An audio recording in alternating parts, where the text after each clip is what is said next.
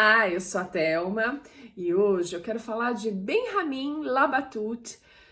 Um pouco sobre ele, eu já falei um pouquinho aqui do livro Quando Deixamos de Entender o Mundo. Vou falar mais sobre o livro, mas queria falar sobre a passagem do autor pela Flip 2022 e algumas opiniões dele, é claro, além de indicar essa leitura incrível. Só que antes eu queria convidá-los a se inscreverem aqui no canal, curtirem esse vídeo se vocês gostarem e tem as redes sociais com conteúdos diferentes que eu espero que vocês gostem.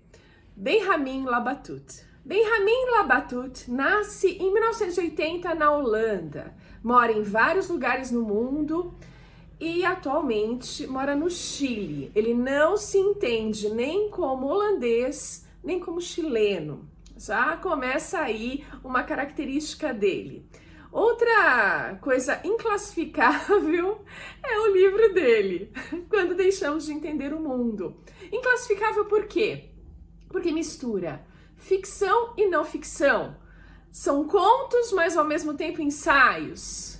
Ou seja, tem essa mistura que acaba deixando um pouco difícil da gente nomear o que ele está escrevendo. Mas o que eu posso garantir para vocês é que eu amei o livro. É muito legal, é realmente diferentão, faz você se questionar se o que você está lendo é verdade ou não, e é muito interessante.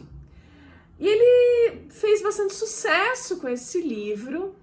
E aí vem um outro título que ele não gosta, que é de fenômeno literário.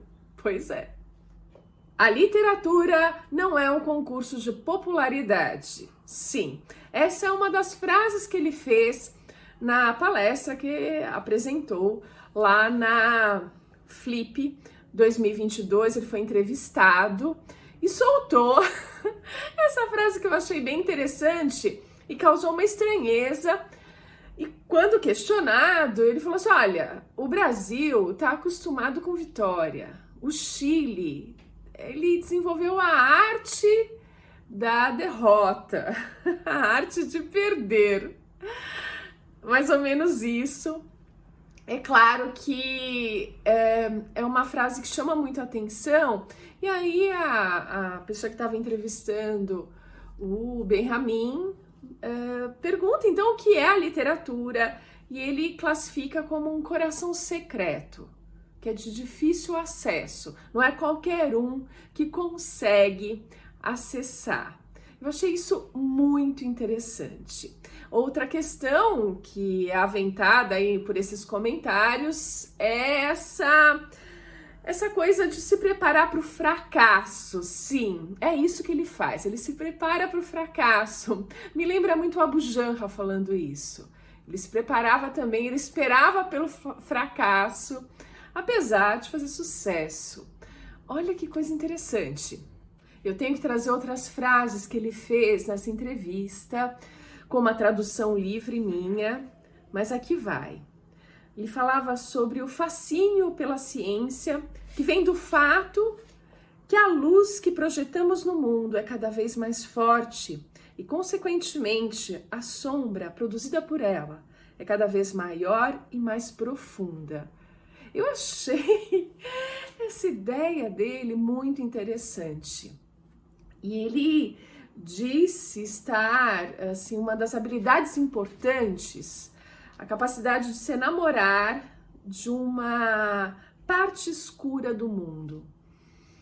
Ele é uma pessoa que se lançou na carreira literária depois de uma crise existencial muito forte, que, segundo ele, conheceu Deus e o diabo e conseguiu começar a escrever. Ele também não se programa muito para a obra que ele está produzindo. Ele não faz tudo planejado, nos mínimos detalhes, uma escaleta, coisas do gênero.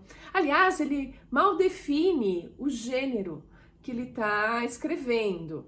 Tanto é que você não sabe se é um conto ou se é um ensaio.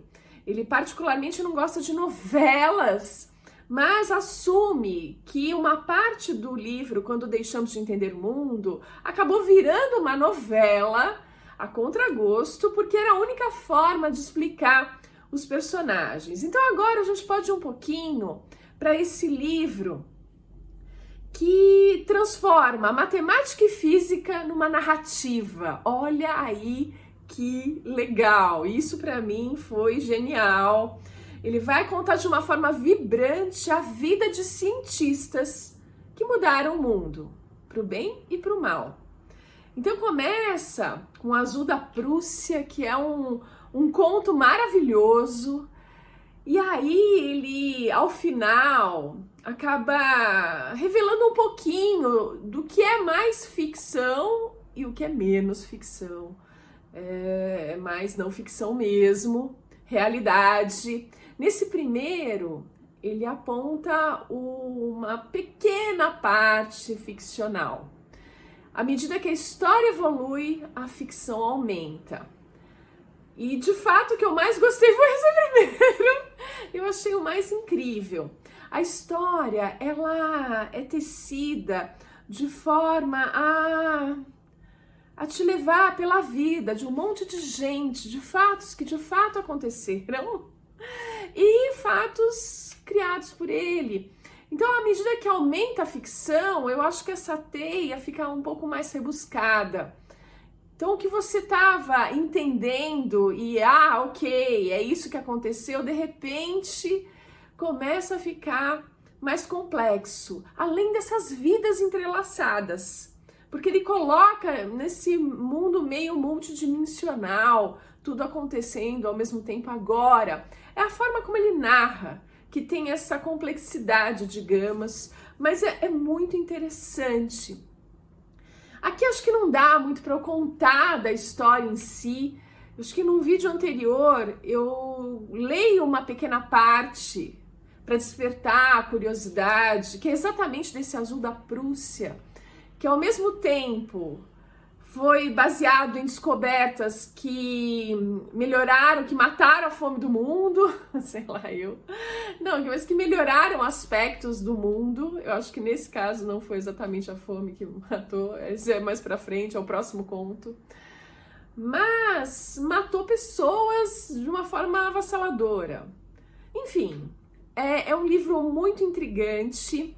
E vem um pouco dessa característica dele de olhar as sombras do mundo, né? Não dá para iluminar 100% o mundo, deixar só claridade. É claro, ele vê aí essa dualidade de luz e sombra que vai para a literatura dele. E também essa incerteza que ele mesmo tem ao escrever o livro, mas a incerteza que o mundo e que a ciência também tem de forma implícita. É muito interessante. Então fica aqui a minha sugestão de ler esse livro quando deixamos de entender o mundo, que é muito interessante, porque a gente conhece um pouco mais Benjamin Labatut, que também é uma pessoa muito interessante. Eu fico por aqui, a gente se vê no próximo vídeo.